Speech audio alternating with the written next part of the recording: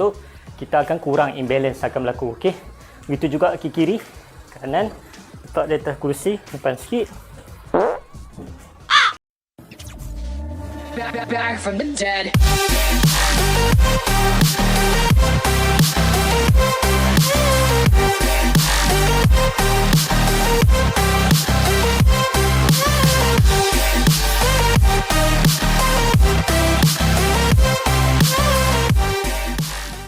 Hello, Assalamualaikum sahabat saya semua yang kuat dan cergas.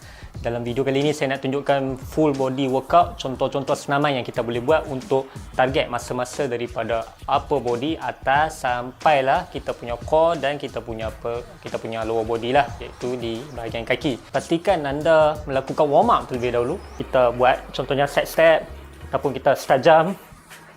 Okey, kita buat lebih tinggi intensity untuk bagi degupan jantung kita meningkat.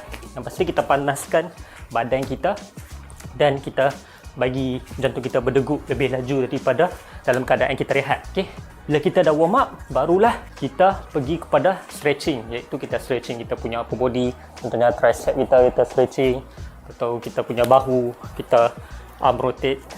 Okey, dan kita punya chest. Okey, kita ke belakang bagi tricep dan chest kita stretch. Kemudian kita punya wrist, okey, pinggang bagi dia bergerak sikit. Kemudian kaki, okey, stretch buat depan, dalam, belakang dan tepi. Okey, sama juga yang kiri. Okey, so tu semua saya rasa semua dah faham. So saya tak tunjuklah dalam video ni supaya video tak terlalu panjang. Kita pergi kepada senaman. Okey, senaman yang pertama push up lah, iaitu kita fokus kepada masa di bahagian chest, shoulder dan juga tricep.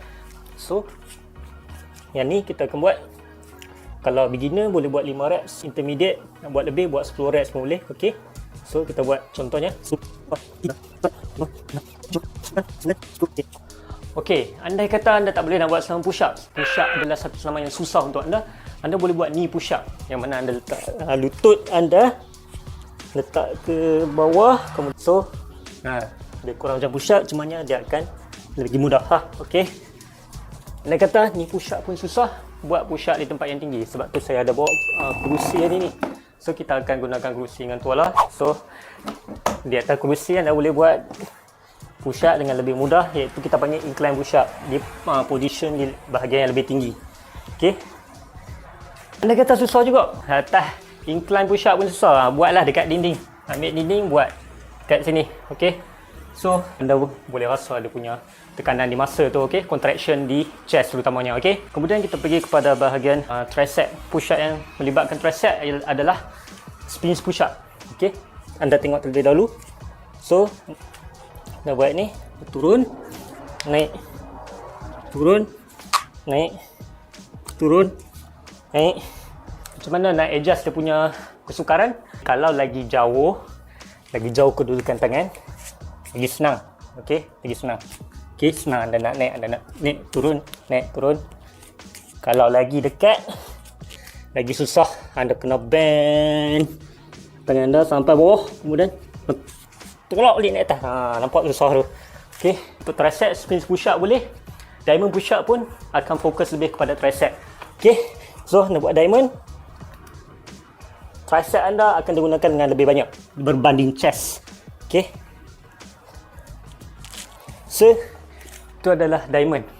Kemudian shoulder, kita boleh buat pipe push up. Macam mana nak buat pipe push up? Okey, tinggikan buntut, tangan lebih kurang kedudukan bahu, dan kita turun. 1, 2, 3. Okey, mungkin begini dia tak boleh nak buntut tinggi sangat. So bolehlah kita adjust kedudukan buntut kita ikut kemampuan kita. Okey, tapi yang pentingnya pergerakan, range of motion tu, maksudnya bahu kita ke depan. Okey, bukan dia macam normal push up, dia bahu kita lebih ke depan. So dia akan fokus kepada masa di bahu lah. Okey, yang kedua untuk senaman bahu adalah pseudo push up. Macam mana nak buat pseudo push up? Tangan lebih kurang paras pinggang, so shoulder ke depan. Kemudian kita buat push up 1, 2. Kalau anda sakit wrist anda bila buat macam tu, anda buat dalam kedudukan tangan ke tepi. Okey, bukan ke depan, tadi ke depan, ni ke tepi. Okey, So buat macam ni lebih wrist friendly. Okay, kita nak kawan dengan wrist, kita tak mau sakitkan wrist. Wrist adalah kawan kita. Okay, so ni ke depan, buat tu 2 3. So kita akan rasa dekat bahagian front delt dengan middle delt. Kalau part push up dia lebih fokus kepada front delt, muscle bahagian depan di bahu. Okay, next kita akan buat ialah bicep. Bicep ni payah sikit kalau tak ada alat. Bicep ni kena buat senaman yang bersifat tarikan, baru dia akan lebih efektif. Sebab tu kita ada tuala. Okay, so tuala ni akan membantu kita untuk fokus masa di bahagian bicep. Kalau nak fokus bahagian bicep, anda masukkan tuala di bawah lutut. Okay, bawah lutut, kemudian anda tarik. Okay, tarik tuala ni pada masa yang sama, lutut turun ke bawah. Maksudnya lutut tu lawan pergerakan dengan arm kita yang mana kita nak tarik untuk torture bicep kita. Okay, contoh.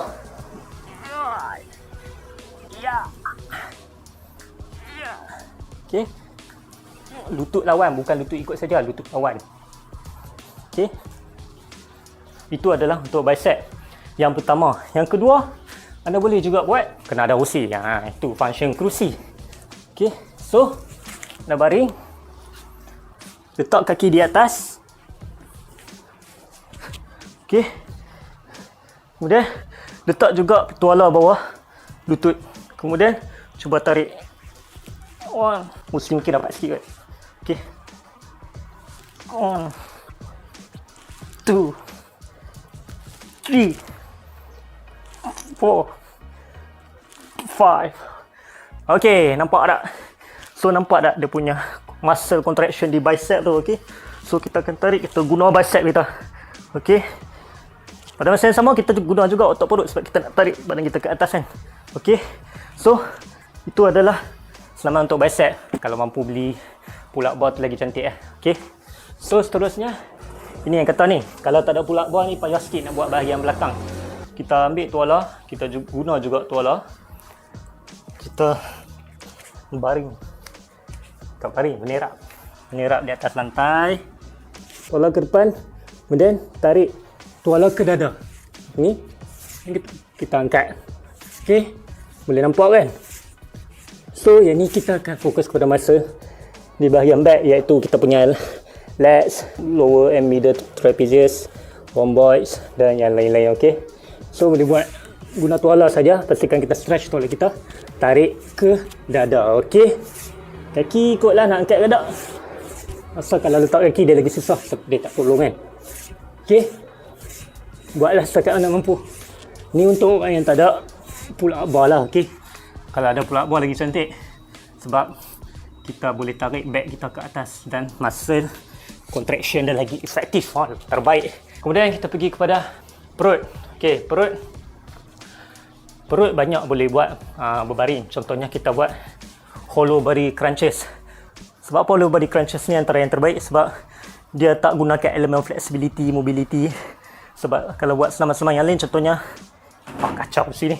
Contohnya sebab kita kena guna hip flexor mobility, kita kena guna quad muscle untuk nak angkat, bukan sekadar perut. Okay, tapi baguslah dia compound, satu senaman banyak masa boleh target. Tapi kalau nak core saja, kita buat hollow body crunches. Angkat lutut macam ni, tangan ke atas, kemudian kita bila naik tu lutut cuba rapat ke kita, tangan tolak ke atas. Okay, 1 2 3 4 5. Okay, kalau anda ada kerusi ataupun anda ada dua kerusi yang boleh letak tangan macam ni, contohnya anda letak kaki terangkat terapung, anda boleh buat knee raise. Ataupun anda ada equalizer bar lagi cantik, anda boleh letak tangan dan di tengah tu ada ruang. Okay, contohnya saya buat macam ni lah, saya ada kerusinya macam ni. Okay, contoh macam ni, 1 2 3 4 5.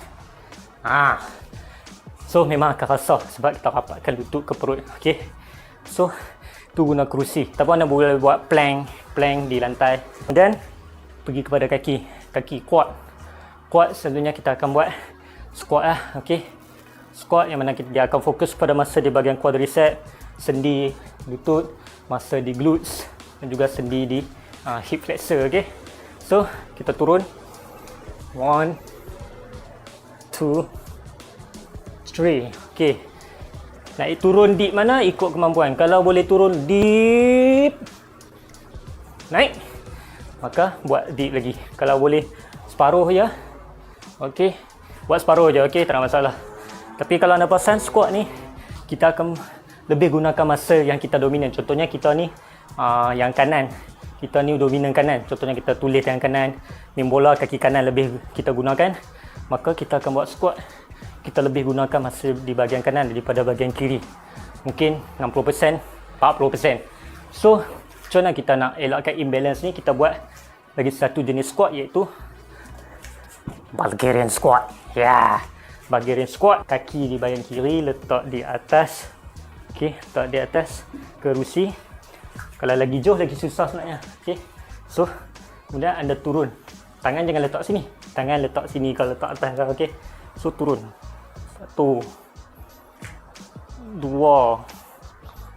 3 4 5. Okey, so dia akan fokus kepada satu je masa kita gunakan kanan, dia buat kanan saja, kiri dia tak kacau. So kita akan kurang imbalance akan berlaku. Okey, begitu juga kaki kiri, kanan letak di atas kerusi, depan sikit, kanan, lepas tu letak sini dan kita turun. 1 2 3 4 5. Seterusnya, yang terakhir sekali saya rasa adalah calf, untuk calf muscle. Okey, so kalau untuk calf muscle, kita boleh buat di pegang dinding dan kita jengket dan kita turun, ya, turun dua-dua kaki. Ataupun kalau nak tak mau imbalance, kita buat turun satu kaki terlebih dahulu.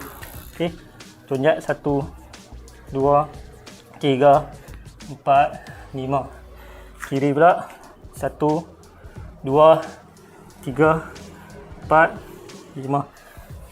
Tapi kalau lagi baik, kalau ada satu permukaan yang kita boleh pijak di atas, kemudian kita boleh turunkan kaki kita dengan lebih bawah, so masa contraction dia akan lebih banyak. Okey, so macam saya tak ada kerusi yang pendek tu, kalau saya letak kerusi yang pendek sikit, kemudian kita turun kaki kita atas bawah. So yang tu lagi best lah, masa kita akan lagi contract. Okey, so buat macam tu, kemudian kita naik turun. Saya nak buat atas ni, saya pernah buat dah, tapi kerusi nak terjatuh, so saya tak mau, saya takut kita jatuh.